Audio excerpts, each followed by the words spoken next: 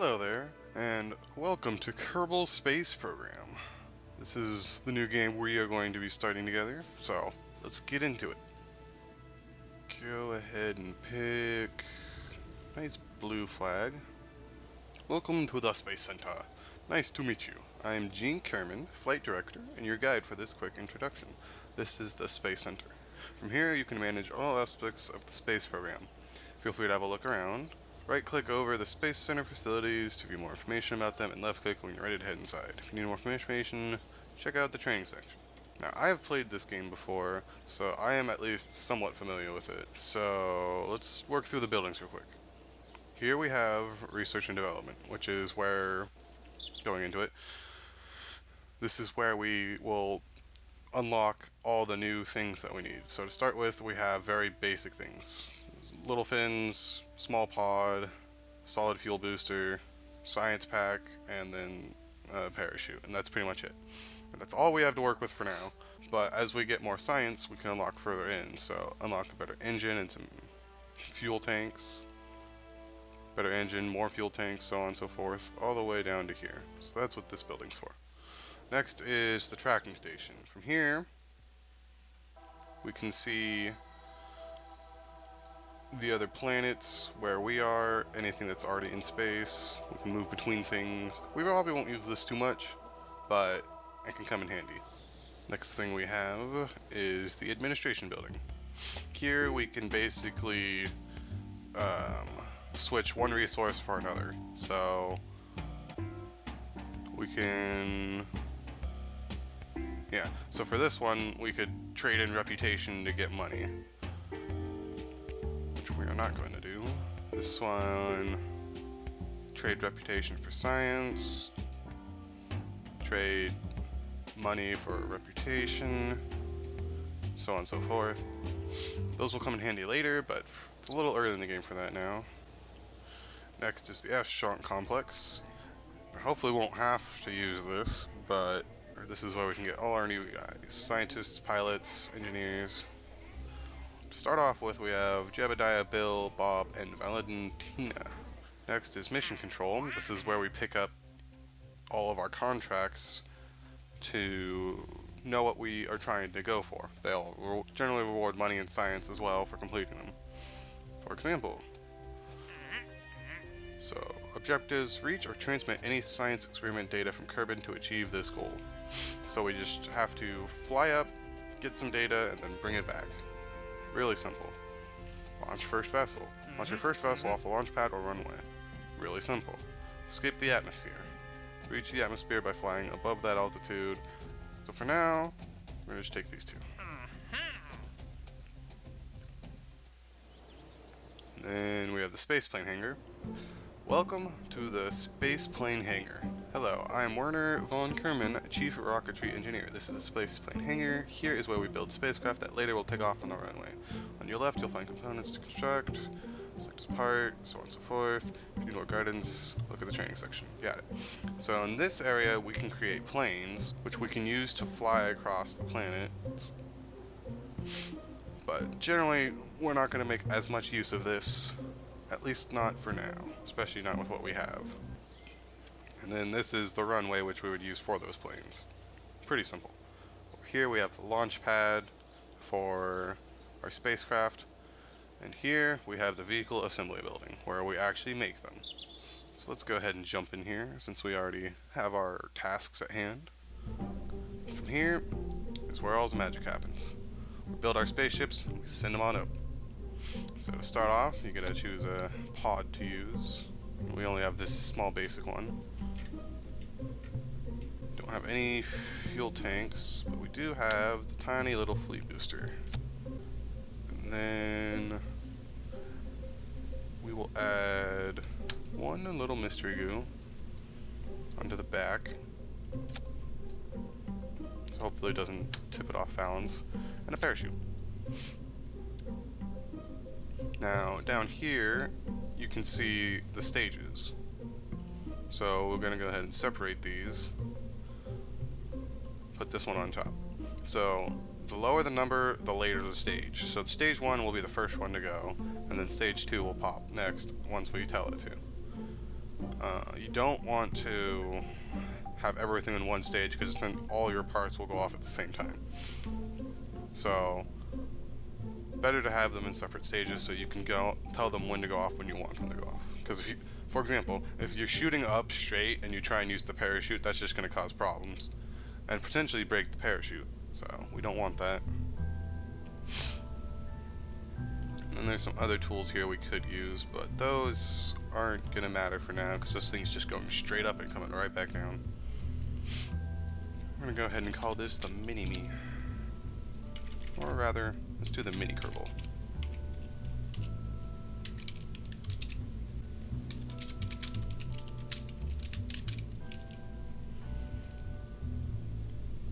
Go ahead and save this one. Now we're going to take it for a spin, see how well this flies. And here is our little crappy runway, or launch pad. Eventually you can upgrade buildings as well, so it won't always look this bad. But for now, this is what we're stuck with, so we might as well make do. Okay, that's right. Just remembering my buttons. So by pressing T, you can toggle on SAS, which is basically something to help keep the ship going straight. And then RCS is having tiny little boosters on it that will make very minute adjustments. So basically the same thing, but using boosters instead of little gears or the ship itself. Then we have our two stages here. Stage 1, booster. Stage 2, parachute. Now, this keeps track of our resources. This keeps track of what we've completed. This lets us know what contracts we have. This lets us know what our other stats are looking like so far. Alright, we are ready for launch. You ready, Jebediah? Let's go. 3, 2, 1, launch!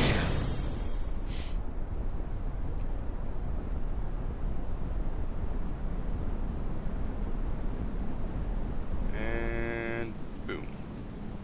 Engines out. So now, while we're up in the air, we can observe the mystery goo, and then keep this experiment to come back with 7 science. Now we just gotta wait for our ship to slow down, and on the way back down, we'll deploy the parachute. You have to be careful not to deploy the parachute at the wrong time, or else it'll rip and fall off and then be useless, and then your Kerbal will plummet to its death, which we don't want. Because then we'll fail our contracts. See, we launched our first vessel successfully. Now, once we get back, it'll give us this one as well. So we got quite a few milestones off this one. Broke speed record, launched first vessel, multiple speed records, and multiple altitudes.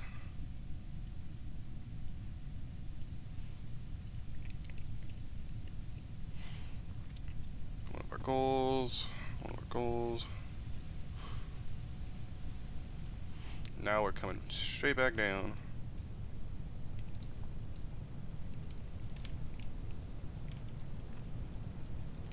Well, almost straight. The planet does rotate.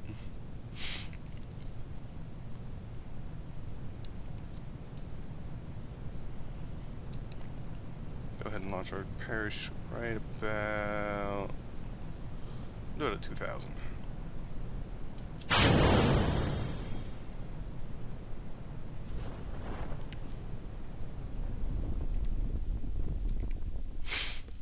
Parachute has successfully launched.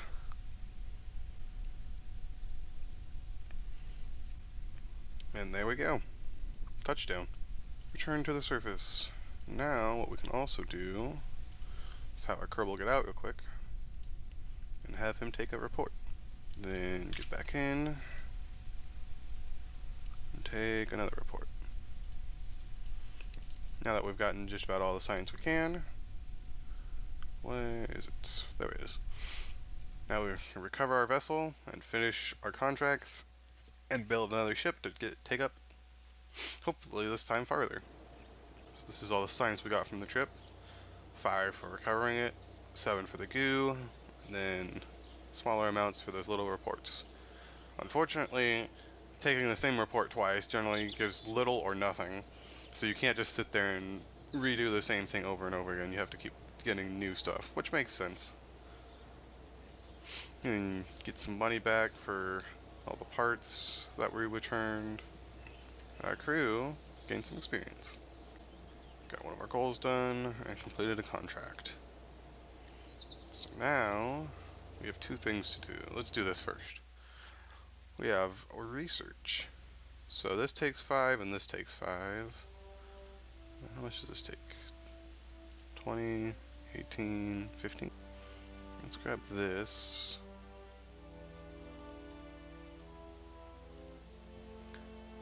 And probably to grab this. And why not grab that as well? Now let's take a look at our missions. Now we have a lot more missions that we can do. The question is, what can we actually do?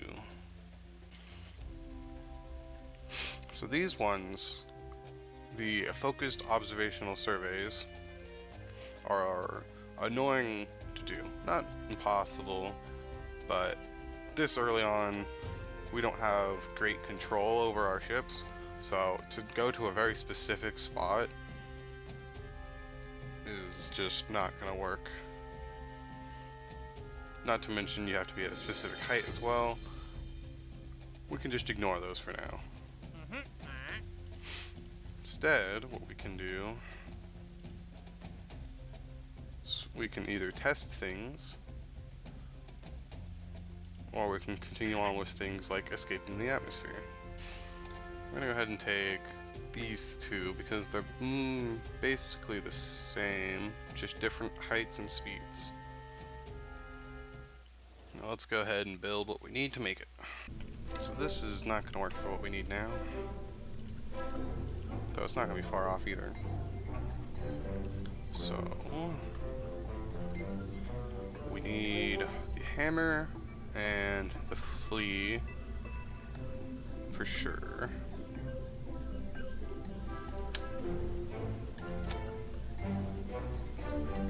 So the flea one we need to test at about 60,000 to 64,000 at a very specific speed.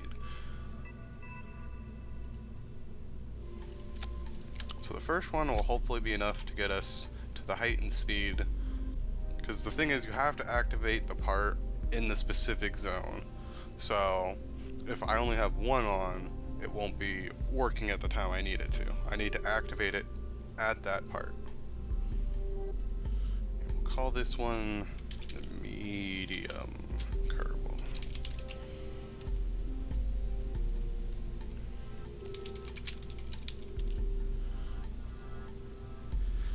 Alright, so we'll see how this works. Alright, well, we're already going to have to go back to the drawing board, because we're going to slow down long before we get to where we need to be. So, we're going to add one more. And for a little extra stability, just in case, that one's going to go off really quickly, so add some fins. Fins help to keep it from getting too ridiculously off balance. And you want to keep your fins in a way that's going to help the center of thrust. And also, since we're going to lose this bottom one fairly quickly on, we don't want to waste our fins on that one if they're not going to be there for the whole time. Go ahead and save that. Now let's see how well this works. So now we're within the speed range. Now we just need to get to the right height. Okay, we're within the right height. Now we just need to slow down.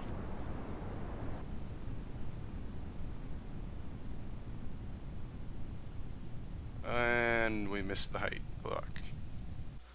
Okay, so let's try... So we have two options. Actually, we have multiple options. One is we can limit the amount of fuel in here, which would make it go up faster, earlier, but for less.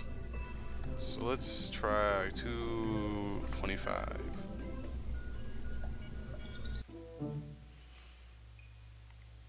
It's the problem with these testing ones is it has such a specific range that it's very easy to either overshoot or undershoot. Okay. Let's hope it works this time. 3, 2, 1, launch.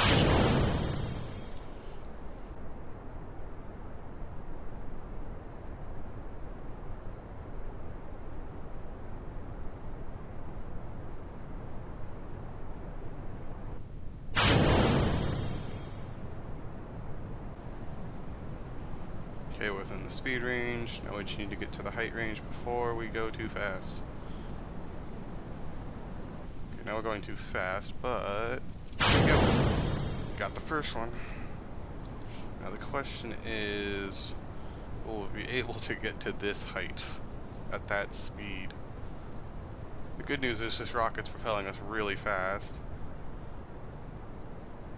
The question is, can we get to that height? Oh, this rocket might explode. Okay, we're good on that. Let's see if this works. I have a feeling we might be going too fast. But we'll see. Because our speed's dropping decently. We're not even to our height yet. Okay, now we're almost to the height. Yeah, this might have been going a little too fast. Ah, that's a shame. How far out does this go? That's quite the distance. Well, we'll go ahead and keep this.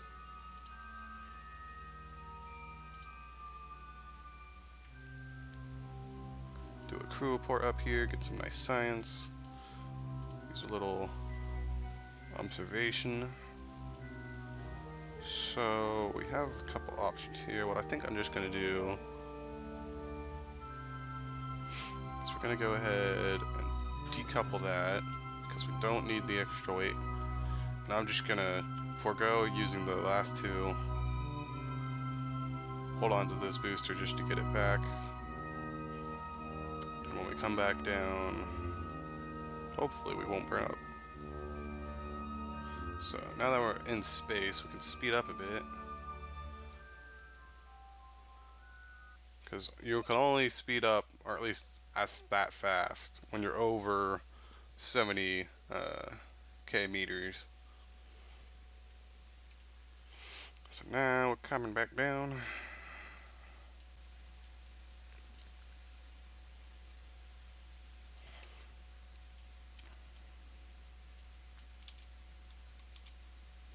It might actually be worth activating this booster.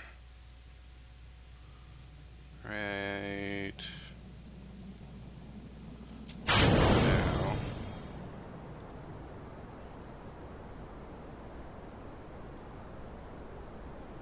Because that'll help slow us down a bit.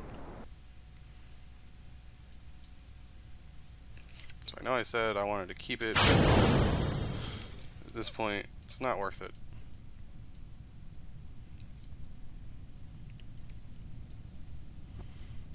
Better to potentially return home safe than to crash and burn.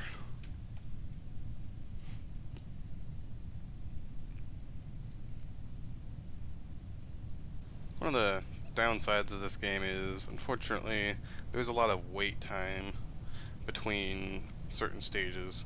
Like, I'm just going to be falling here for another minute or so. So that's fun. But it's still nice. In its defense, at least that gives you a chance to react to things. If everything just happened super fast, you might not have time to click all the buttons you need to. About 2,000.